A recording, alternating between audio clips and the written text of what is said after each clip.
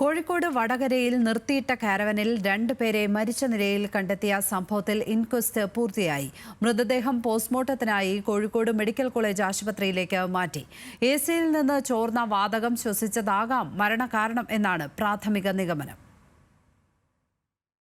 ഇന്നലെ രാത്രിയാണ് മലപ്പുറം വണ്ടൂർ സ്വദേശി മനോജിനെയും കാസർഗോഡ് സ്വദേശി ജോയലിനെയും വടകര കരിമ്പനപ്പാലത്ത് റോഡരികിൽ നിർത്തിയിട്ട കാരവാനിൽ മരിച്ച നിലയിൽ കണ്ടെത്തിയത്. 2 ദിവസമായി കാരവാൻ മാറ്റാത്തത് ശ്രദ്ധയിൽപ്പെട്ട നാട്ടുകാരാണ് വിവരം പോലീസിനെ അറിയിച്ചത്. തുടർന്ന് നടത്തിയ അന്വേഷണത്തിലാണ് മൃതദേഹം കണ്ടെത്തിയത്. ജോയലിന്റെ മൃതദേഹം വാഹനത്തിന്റെ പിൻഭാഗത്തെ ബെർത്തിലും മനോജിന്റേത് കാരവാന്റെ വാതിൽപ്പടിയിലുമാണ് കണ്ടെത്തിയത്. ഞങ്ങൾ അറിഞ്ഞത് വൈകുന്നേരം ഇവിടുന്ന് സ്റ്റേഷനിൽ നിന്ന് വിളിച്ചിട്ടാണ് അറിയുന്നത്. ഞങ്ങൾ കുറേ അവിടുന്ന് വിളിച്ചു. അതിൻ്റെ വൈഫ്, മനോജിൻ്റെ വൈഫ് ഇങ്ങനെ പറഞ്ഞപ്പോൾ ഞങ്ങൾ വിളിച്ചു നോക്കി. അപ്പോൾ വിവരമൊന്നുമില്ല. പിന്നെ സ്റ്റേഷനിൽ നിന്ന് വിവരം പറഞ്ഞപ്പോഴാണ് അറിയുന്നത്.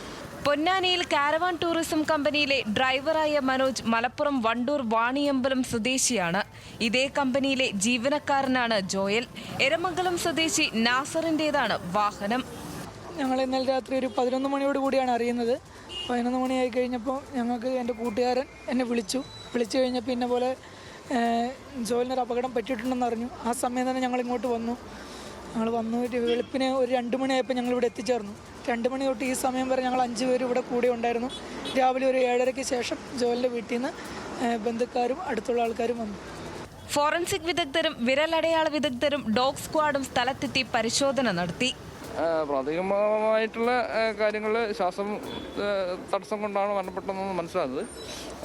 കൃത്യമായിട്ട് അറിയണമെങ്കിൽ പോസ്റ്റ്മോർട്ടം ചെയ്യാൻ പറ്റും. തലശ്ശേരിയിൽ വിവാഹത്തിന് ആളുകളെ എത്തിച്ച ശേഷം പൊന്നാനിയിലേക്ക് മടങ്ങവെയാണ് അപകടം.